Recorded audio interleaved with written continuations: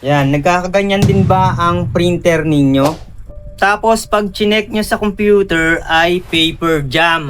Yan, tingnan natin kung ano yung nangyayari sa printer. Yan, ganyan yung nangyayari. Yan.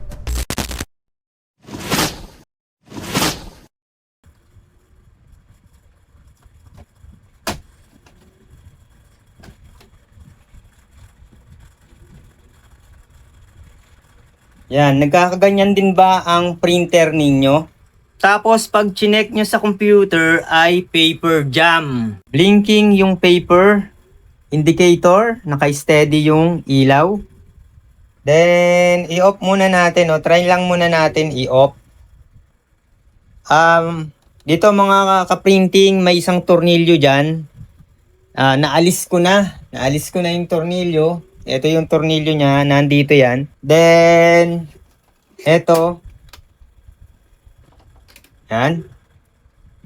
Lagyan ko dito ng kalang. Ingat lang baka tumalsik yung scanner. For safety, nilagyan ko ng tape dito para hindi siya basta-basta bumagsak. Then try natin uling i-on kung ano yung nangyayari dito sa printer head Alisin ko to para makita natin maigi. Turn on ko yung button. Yan, tingnan natin kung ano yung nangyayari sa printer head. Yan, ganyan yung nangyayari. Bago natin i-consider na palitan yung encoder, linisin muna natin yan. Pag ayaw pa rin,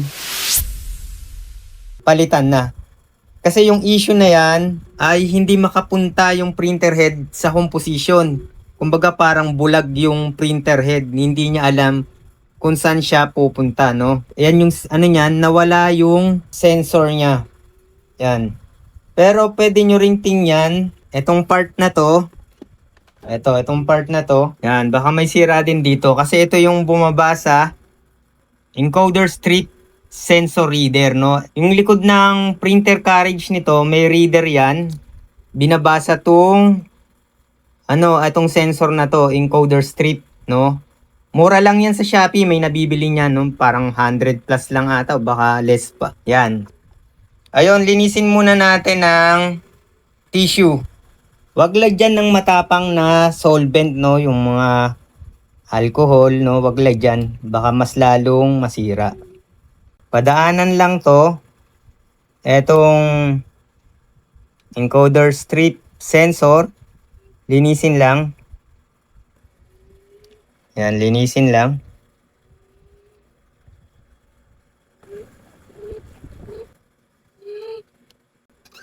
Yan. Yan. Kung sakaling nalock dito, nalock dito, yari nalock yan dyan, iikutin nyo lang to, para mawala yung lock. Yan, iikutin yung pag ganun, para mawala yung lock dito. O kaya, i-open ninyo, i-turn on nyo yung printer. Ngayon, pagka gumalaw, tanggalin nyo agad yung saksak ng power para yung head ay magalaw nyo. Yan. Try natin turn off. Then, tingnan natin kung gagana, Nilinis natin. Yan. Ayaw pa rin, Yan. Ganito yung gawin natin.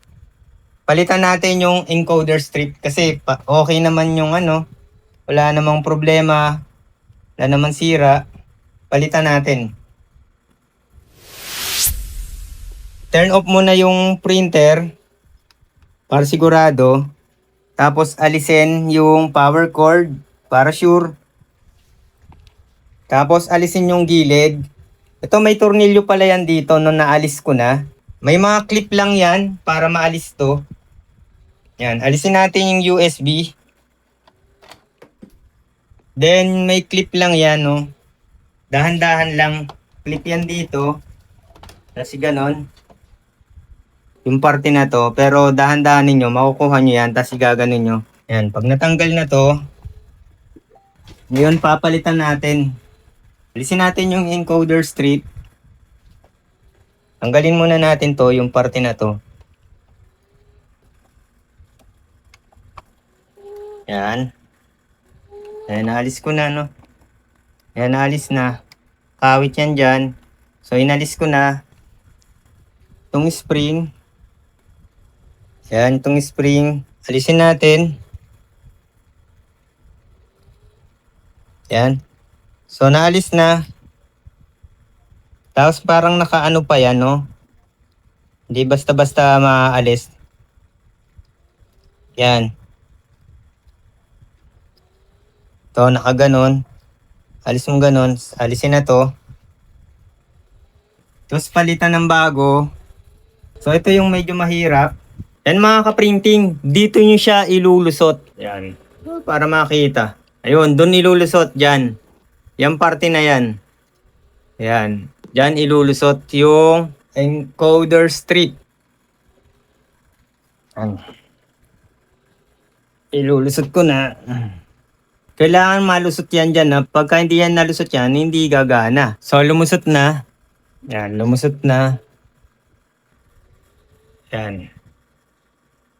So, yan, lumusot na, no? Yan, lumusot na siya.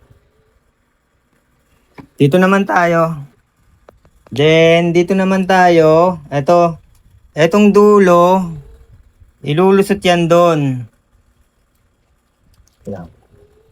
Yan. Tap, ilulusot dito. Ayan, so nakalusot na. Ayun na siya, nakakawit na.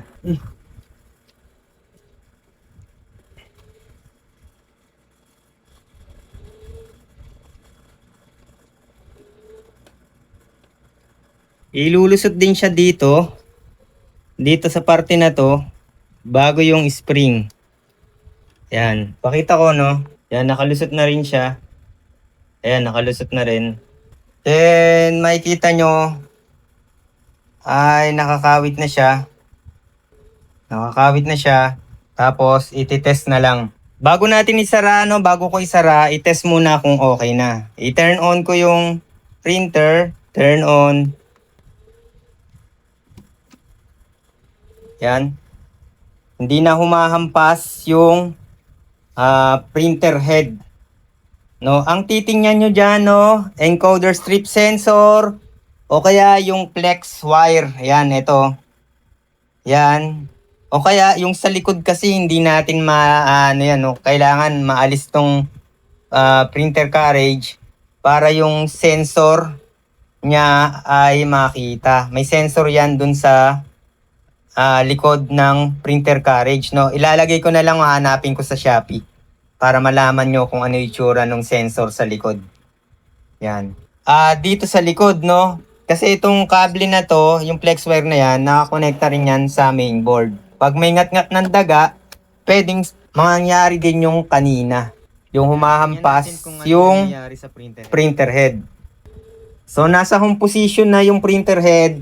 Tapos, okay na rin yung ilaw, no? Yung, eto, normal to.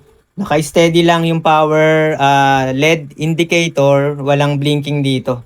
Then, pag tinignan sa computer, then ready na. Ganyan na yung normal. Yung pagkabit pala ng dito, wag mo muna tong nakaganyan lang.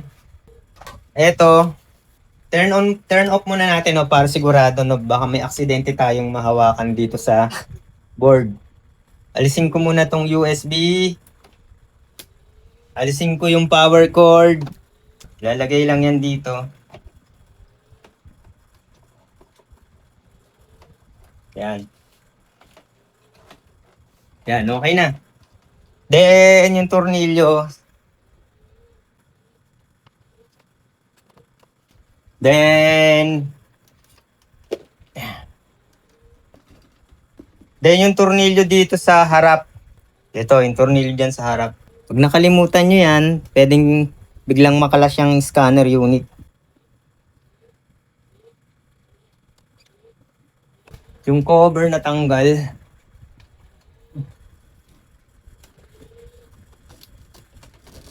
So, okay na. Yan. Steady na, pwede na uling makaprint. Ngayon, kung may color issue, walang kinalaman yung encoder strip sensor. Yan, nakapag-print na. Yan, pagka nagkaganyan, head clean lang. Kasi nga nawala sa alignment, no? Nawala dun sa alignment. I-head clean nyo lang, no? Pero yung problem, na-solve na. Yan, head clean ko.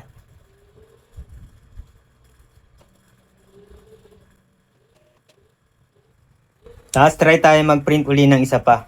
Yan, magkakaroon talaga ng color issue yan kasi yung printer head hindi na makapunta dun sa home position.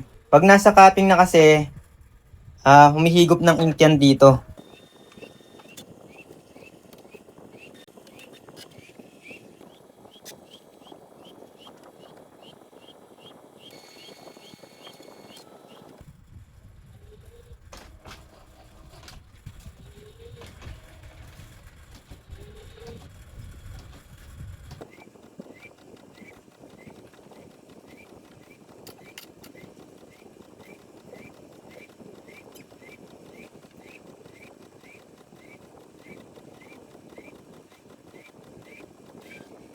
O yan mga ka-printing, ito yung print kanina, no, nung hindi pa na head clean. Tapos ito na, mas maganda na siya. Tapos ito, ilalagay ko yung link dyan sa video description or sa comment section or sa tag product. Pag may lumabas sa video ko na product na ganito, i-click nyo lang yan, then mareredirect kayo sa Shopee. Huwag natin kakalimutan mag-subscribe sa Bentech.